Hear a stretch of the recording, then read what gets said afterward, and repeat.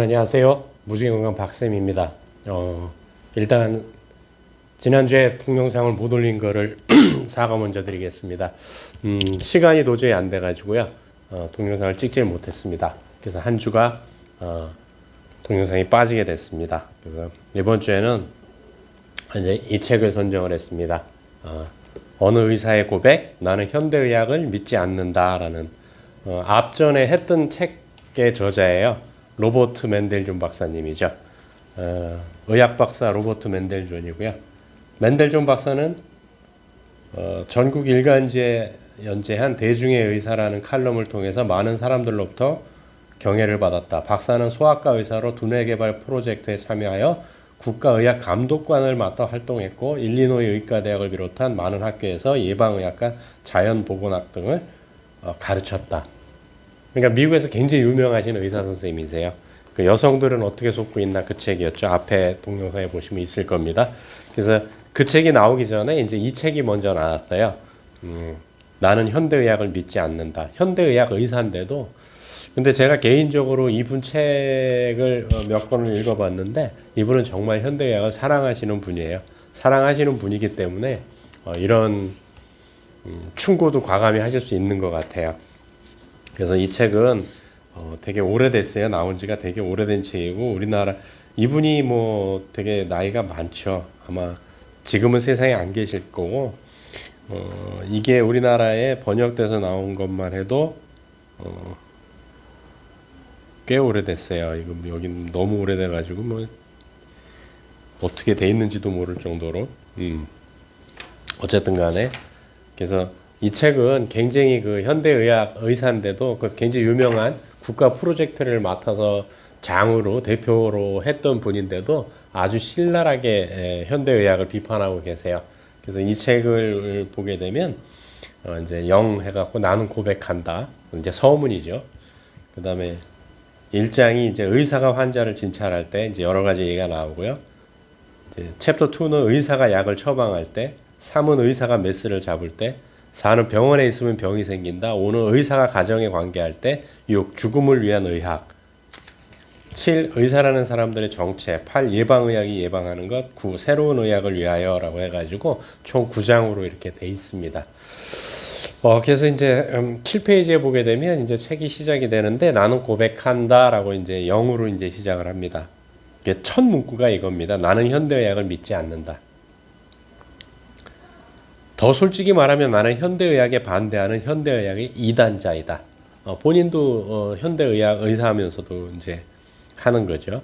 그래서 따라서 내가 이 책을 쓰는 것은 세상 사람들이 현대의학을 주술해서 해방되길 바라기 때문이다라고 첫 문장에 이렇게 아주 강한 임팩트를 때려버립니다.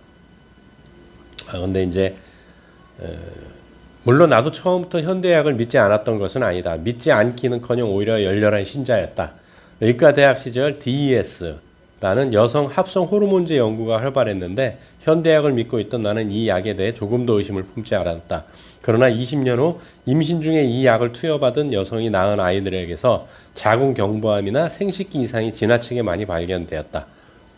이것 때문에 이제 현대약을 반대하시게 된 계기가 된 거죠.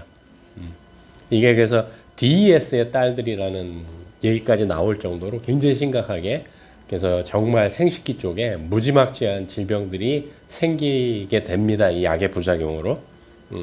DES라는 약 때문에요.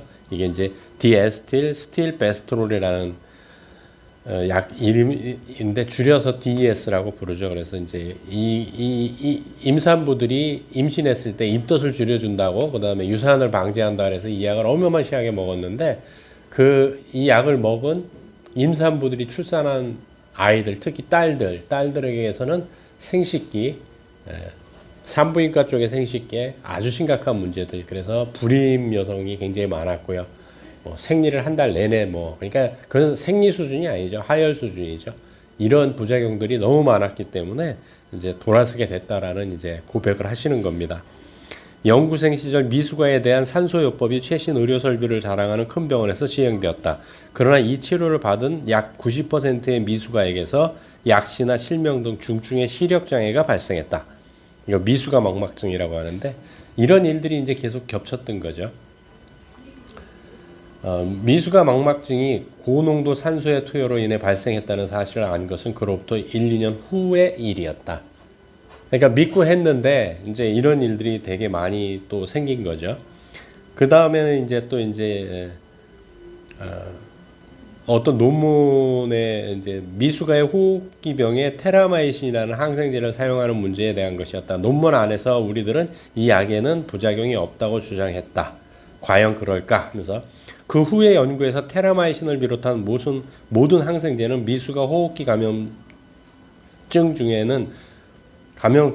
별로 효과가 없을 뿐 아니라 테라마이신이 하면 테트라사이클린계 항생제에 의해 수천 명의 아이들 치아가 황록색으로 변색되고 뼈에 테트라사이클린 침착물이 생기는 것이 확인되었다. 이런 일들이 이제 계속 일어나면서 현대의학을 불신하게 됐다는 얘기신 거죠. 근데 테라마이신 얘기 나오니까 저희 어릴 때 항생제 이름이 테라마이신이었거든요. 지금은 이제 방코마이신이죠. 그러니까 이게 굉장히 오래된 책이란 얘기예요. 그리고 이제 또 나온 얘기가 뭐냐면 9페이지에 전혀 해가 없는 방사선 이제 얘기가 나오는데 방사선이라도 10년, 20년 후에는 갑상선종을 일으킬 수 있다는 사실이 그 이후의 연구에서 판명되었다. 그러니까 이분이 할 때는 다 뭐 부작용이 없다고 했는데 다 이제 나오는 거죠. 그래서 나는 더 이상 현대학을 믿지 않는다. 이렇게 쫙 이제 얘기가 나오는데 이제 정말 이제 괴로워 오셨나 봐요. 그러면서 왜 다시 치료받으러 와야 하나? 그 고통의 원인 제공자로 바로 나인데 나는 더 이상 현대의학을 믿지 않는다. 대부분의 사람들은 첨단 의료란 멋진 것이고 그 기술을 가진 명의에게 치료받으면 건강해질 것이라고 믿는다.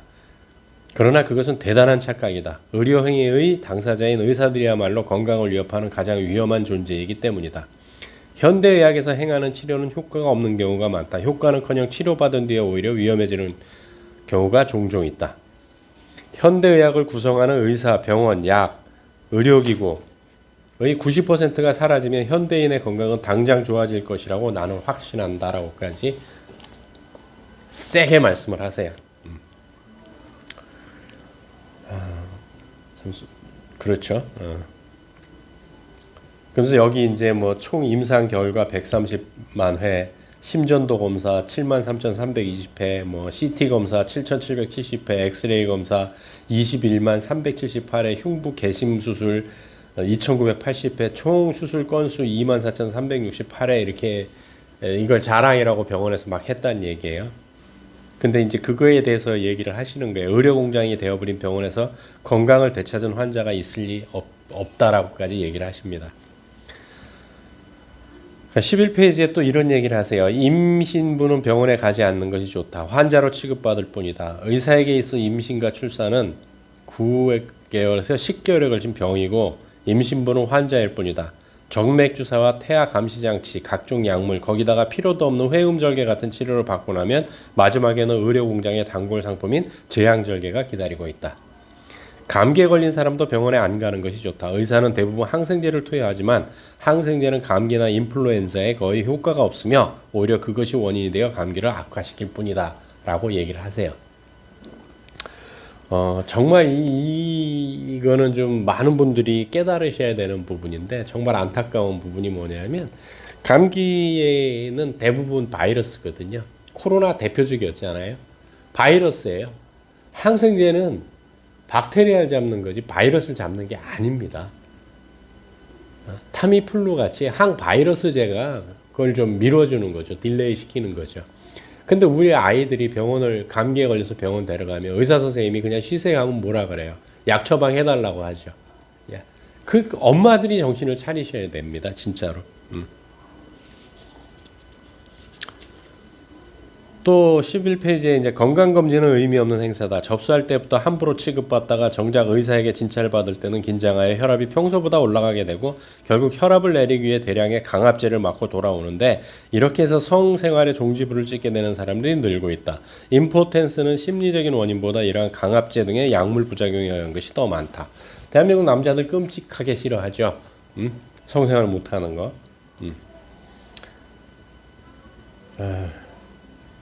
가족이란 무엇인가? 둘도 없는 소중한 존재의 가족 사이로 왜 갈라놓는단 말인가? 병원 가면 이제 뭐 면회도 뭐 그 한 명밖에 안 되고 코로나 시절엔 그것도 안 됐죠. 의료공장인 병원에서 환자의 가족은 병원비를 내주는 소중한 존재일 뿐이다. 사람은 무서운 일이 있으면 피하고 무시하고 도망가고 애써 대단한 것이 아닐 거라고 치부하는 경향이 있기 때문에 누군가 적당한 사람을 찾아 위로받으려 한다. 환자의 이러한 성향이 결국 의사로 하여금 주도권을 쥐게 만드는 것이다. 현대의학은 사람의 병을 고쳐주는 의술과 과학이 아니라 일종의 종교이기 때문에 환자의 신뢰 없이는 존재할 수 없다. 좀 충격적이지 않으세요? 종교란 인간의 정신세계 혹은 일상생활에 있어서 불가해하고 신비로운 현상의 조직을 총동원하여 대처하는 것이라고 정의할 수 있다. 이 정의에 따르면 현대의학교는 삶과 죽음에 따르는 모든 육체적인 생리변화라는 가장 불가해하고 신비로운 현상을 다루고 있는 것이다. 그러니까 현대의학이라고도 부르지 않고 그냥 종교라고까지 치부를 해버립니다. 그러면서 14페이지에 왜 이 약을 먹어야 하는가? 왜 이 수술을 받아야 하는가? 왜 이 치료가 필요한가라고 의사에게 질문을 반복하면 결국에는 믿음의 균열이 생겨 의사나 환자의 사이가 나빠지는 사태에 이를지도 모른다. 그러면 의사는 전문 지식을 방패 삼아 이렇게 말한다. 어쨌든 환자는 의사를 신뢰해야 됩니다. 왜라는 질문을 하는 것은 현대의학을 주술해서 빠져나가기 위한 최선의 방법이다. 질문을 하시라는 얘기예요. 현대의학의 주술에서 얼마든지 스스로 해방될 수 있고 또 그렇게 하는 것이 몸을 위하는 일이다. 이분이 그냥 뭐 시시껍질하는 의사 선생이 아니라니까요. 이렇게까지 책을 썼다라는 것을 한번 생각들을 해보셔야 된다는 거죠. 현대의학교는 환자의 신앙이 아니면 존재할 수 없다. 모든 종교가 그렇겠지만 현대의학교의 경우는 신자들의 신앙심에 의존하는 정도가 크기 때문에 사람들이 단 하루라도 믿음의 회의를 느낀다면 의료제도 전체가 붕괴해버릴 정도이다. 이런 사정은 다음에 세 가지 의문에 대해 생각해보면 바로 이해할 수 있을 것이다. 첫 번째, 다른 곳에서라면 당연히 의심받을 만한 행위가 의료행위라는 이유만으로 공공연하게 자행되고 있다. 두 번째, 환자들은 대부분 수술에 대해 이해하지 못하면서 선뜻 수술에 동의하고 있다. 셋째, 사람들은 약 성분인 화학물질이 어떤 작용을 하는지 제대로 알지 못하면서 연간 몇천 톤의 달하는 약을 소비하고 있다. 약은 독극물이기 때문에 부작용이 반드시 있습니다. 그거를 읽어보시는지 정말 궁금합니다, 저는. 그래서 이제 1장이 시작이 됩니다. 의사가 환자를 진찰할 때, 그래서 소제목이 뭐냐면 건강검진은 일종의 의식이다라는 얘기를 가지고 이제 풀어나갑니다. 17페이지에서. 병에 대한 자각 증상이 없다면 굳이 건강검진을 받을 필요가 없다. 설사 자각 증상이 있다 하더라도 건강검진은 가급적 피하는 것이 좋다. 왜 그렇게 할까요? 왜냐하면 건강검진이란 진찰실에 들어서는 순간부터 처방전이나 전문의에게 의뢰하는 소개장을 받아 진찰실을 나올 때까지 그 모든 것이 정해진 순서대로 이루어지는 하나의 의식에 지나지 않기 때문이다. 요식행위라는 얘기예요. 그래서 우리나라도 사실은 그렇지 않습니까? 2년에 한 번씩 검진 받은 다음에 더 자세한 건 어떻게 해야 돼요? 여기 좀 의심스럽다 하면 그거 더 따로 돈을 내고 또 검진을 다시 받지 않습니까? 의사의 진찰은 절대적으로 신뢰할 만한 것이 못 되기 때문에 한 번쯤 의심을 가져봐야 한다. 진찰에는 늘 위험이 동반되고 별것 아닌 것처럼 보여도 몸에 해를 끼치는 것들이 있기 때문이다. 청진기의 정체 그래가지고 피부에 직접 닿는 그 청진기에 의해 감염되는 경우도 있다라고 얘기를 합니다. 뭐 정말 이분은 의사시고 예전에 청진기를 계속 썼던 의사이기 때문에 더더욱 이런 얘기를 하실 수 있는 걸 거예요. 요즘은 청진기 잘 안 하죠. 다 검사를 시켜서 그냥 그 데이터를 보면서 그걸로 하죠, 사실은. 20페이지에 보게 되면 마네킹도 살리는 기술 그래가지고 어떤 조사에 의하면 같은 검사를 두 전문가에게 판독시켰더니 20%나 다른 결과가 나왔다고 한다. 그리고 동일한 검사 결과를 한 번 더 판독시켰더니 오차가 20%나 더 확대되었다고 한다. 심근경색증 환자의 심전도 검사에 관한 연구에서 심장에 이상이 있다고 인정되는 정확한 진단은 불과 25%밖에 되지 않았다.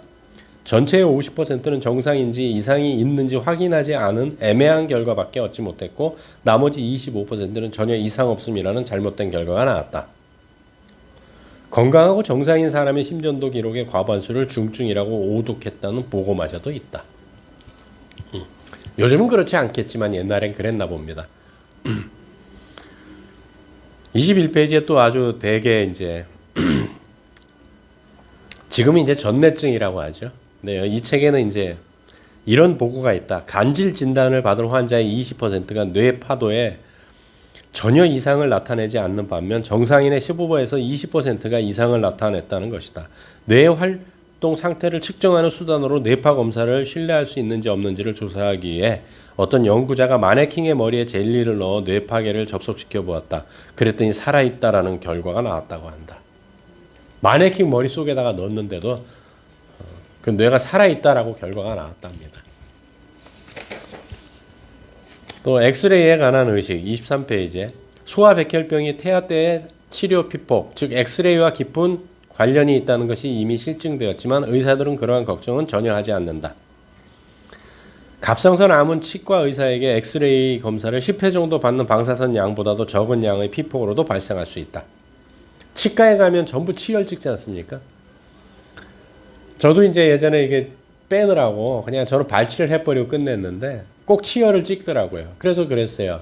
납 앞치마 달라. 머리에 쓰는 납 모자 달라. 납 모자는 있지도 않아요. 앞치마는 주더라고요. 그래서 앞치마라도 입고 했는데 사실은 여기서 방사선이 치열을 찍어버리는 거지 않습니까? 뇌에 치명적이에요. 그 납 모자 써야 되거든요. 근데 없더라고요, 치과에.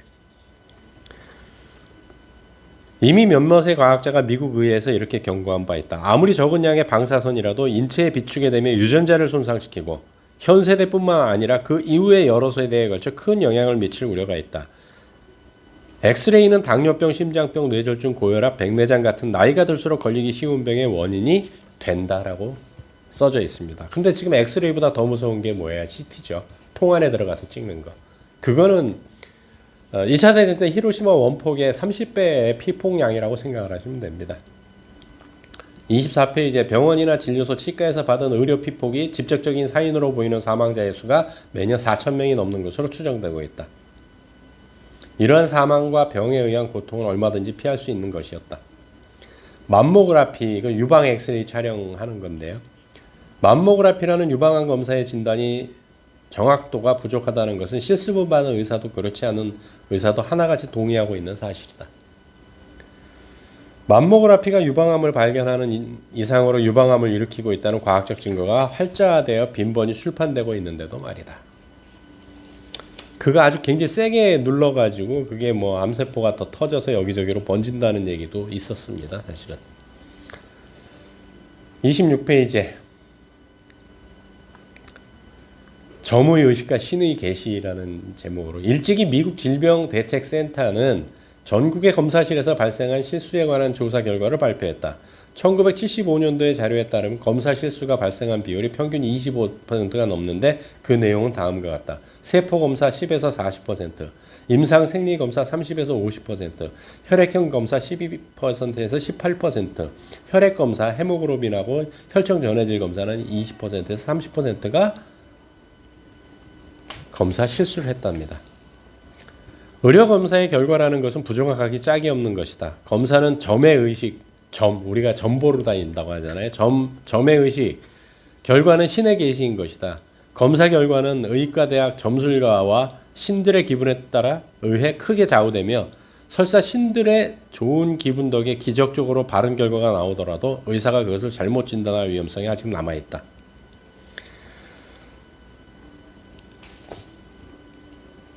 (28페이지는) 숫자에 집착하는 의사들 그래가지고요. 요거는 뭐 너무 저기 하니까 다음 주로 넘겨야 될 것 같습니다. 그렇다고 현대약이 다 나쁘다는 의미는 아니에요. 사실 맹장이 터지면 어떡합니까? 빨리 가서 수술을 받아야죠. 그런 면에서 현대약을 따라갈 수는 없는 건 있지만 이거는 어떻게 보면 내부 고발자잖아요. 내부 고발자. 정말로 굉장히 유명하신 소아과 의사 선생님이었고 국가 프로젝트의 캡틴을 맡을 정도로 저명하신 분이었지만 왜 이런 얘기들을 했는지 저희 구독자분들은 다시 한번 생각해 보시고 왜라는 질문을 다시 한번 던져서 혹시 병원 가셔야더라도 피해를 최소화할 수 있는 방법을 찾아보시는 게 좋지 않을까 생각을 해봅니다. 무척 덥습니다. 건강에 유의하시고 다음 주에 뵙도록 하겠습니다.